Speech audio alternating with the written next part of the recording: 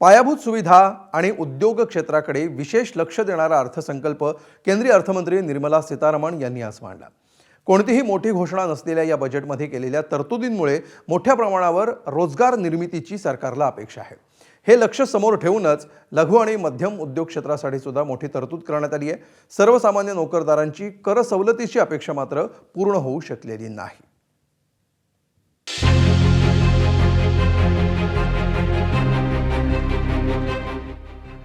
केंद्रीय अर्थमंत्री निर्मला सीतारमण यांनी मांडलेला 2026-27चा अर्थसंकल्प म्हणजे पायाभूत सुविधा, लघु उद्योजक आणि संरक्षण क्षेत्राकडे खास लक्ष देणारा, पण सर्वसामान्य करदाते आणि भांडवली बाजाराची निराशा करणारा ठरलाय।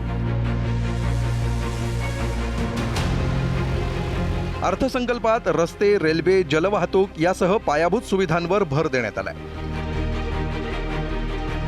गेल्या वर्षीच्या तुलनेत इन्फ्रास्ट्रक्चरच्या बजेटमध्ये तब्बल 11.4% घसघशीत वाढ करण्यात आली आहे। विशेषतः 5 लाखांच्या वर लोकसंख्या असलेल्या द्वितीय आणि तृतीय श्रेणीतील शहरांकडे अधिक लक्ष देण्यात आल्याचं सीतारमण यांनी जाहीर केलं। लघु, मध्यम आणि सूक्ष्म उद्योगांवर यंदाच्या बजेटमध्ये खास लक्ष दिलं गेलंय। छोट्या उद्योजकांसाठी 10,000 कोटींच्या SME ग्रोथ फंडची घोषणा अर्थमंत्र्यांनी केली। या माध्यमातून सुलभ कर्जपुरवठा, क्लस्टर्स अत्याधुनिक करून लघु उद्योजकांना बळ दिलं जाईल। चैंपियन MSMEs तैयार करना ये फ्यूचरिस्टिक है, देश की वर्तमान और भविष्य की आवश्यकताओं का ध्यान रखती है। MSMEs को, हमारे लघु और कुटीर उद्योगों को जो समर्थन इस बजट में मिला है वो उन्हें लोकल से ग्लोबल बनने की नई ताकद देगा।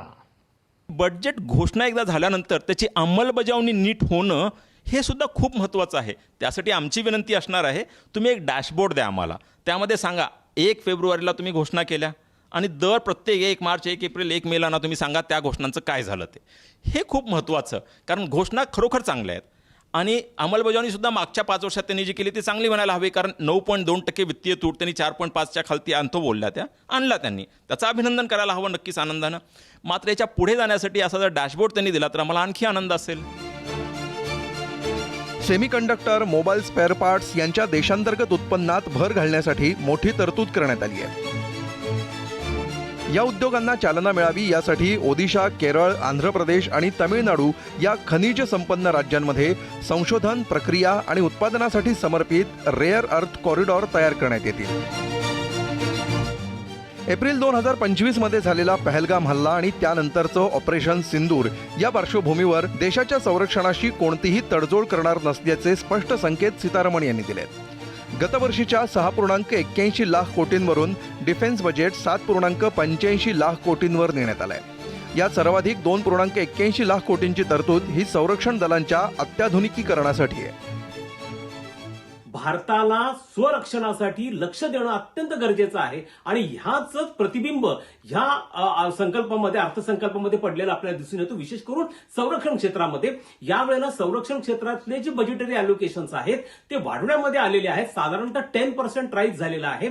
त्याचप्रमाणे इंडिजनायझेशन ऑफ डिफेन्स वेपन्स आणि modernisation of Indian defence system या 2 गोष्टींना प्राधान्य दिलेलं आहे।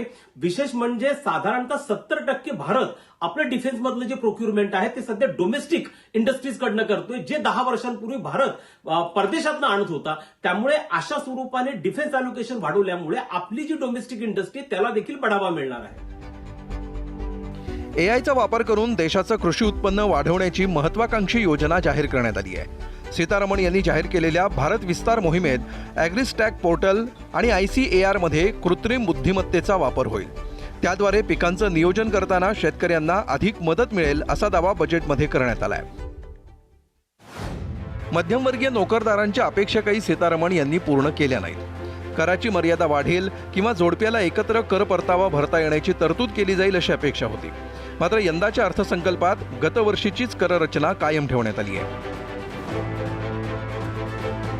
शेअर बाजारात फ्युचर्स आणि ऑप्शनच्या माध्यमातून ट्रेडिंग करणाऱ्यांवर कराचा बोजा वाढलाय। फ्युचर्सवरील सिक्युरिटी ट्रान्झॅक्शन टॅक्स 0.02% 0.05% करण्यात आला आहे. तर ऑप्शन्सवरील STTमध्ये 0.1% 0.15% वाढ झाली आहे. ही घोषणा होताच शेअर बाजारात जबरदस्त पडझड बघायला मिळाली.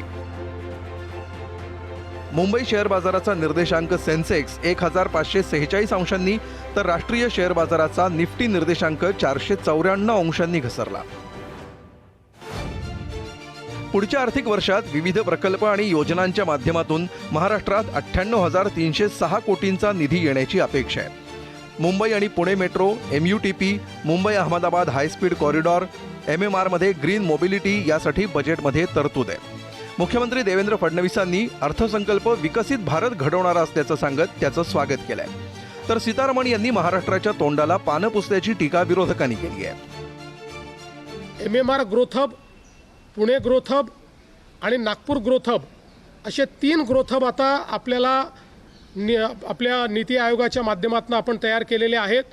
त्यामुळे आपल्याला त्याचा एक मोठा फायदा हा या ठिकाणी निश्चितपणे होईल. काही कॉरिडॉर्स हे घोषित करण्यात आलेले आहेत उद्योगाच्या बाबतीत. त्यामध्ये महाराष्ट्राला मोठ्या प्रमाणात त्याचा फायदा हा होऊ शकेल, कारण ती इकोसिस्टीम ऑलरेडी आपल्याकडे आहे. त्यामुळे चॅलेंज मोडमध्ये पहिल्यांदा आपण त्या ठिकाणी जाऊन त्याचा फायदा घेऊ शकू. महाराष्ट्राला आणि मुंबईला काय मिळालं हा आमचा महत्त्वाचा प्रश्न आहे. मागच्या वेळेचं जे बजेट होतं, जे वित्तमंत्र्यांनी सादर केलं होतं, त्यावेळेला आपण बघितलं असेल की बिहार आणि आंध्र प्रदेश याच्यावरती जो आहे तो पूर्ण फोकस दिला गेला. यावेळच्या बजेटमध्ये सुद्धा येणाऱ्या पुढच्या निवडणुकींवरती त्या ठिकाणी जे आहे ते लक्ष ठेवून ज्या गोष्टी अनाऊन्स झाल्या. पण महाराष्ट्र ज्याने डबल इंजिन सरकारसाठी मोठ्या प्रमाणामध्ये मदत केली, मोठ्या प्रमाणामध्ये त्या ठिकाणी भाजपाचे आमदार निवडून आले, पण आज महाराष्ट्राला काय मिळालं, महाराष्ट्राच्या तोंडाला कशी पानं पुसली गेली याचे आपण बघितलं. मार्च ते मे या कालावधीत आसाम, पश्चिम बंगाल, पुदुच्चेरी, तमिळनाडू आणि केरळ या 5 राज्यांमध्ये विधानसभा निवडणूक होणार आहे. याचं काहीसं प्रतिबिंब यंदाच्या अर्थसंकल्पात बघायला मिळालं असलं तरी पायाभूत सुविधा आणि उद्योगांवर अधिक भर दिला असल्यामुळे त्यातून रोजगार निर्मितीला चालना मिळण्याची अपेक्षा आहे. ब्युरो रिपोर्ट, ABP माझा. ABP माझा, उघडा डोळे बघा नीट.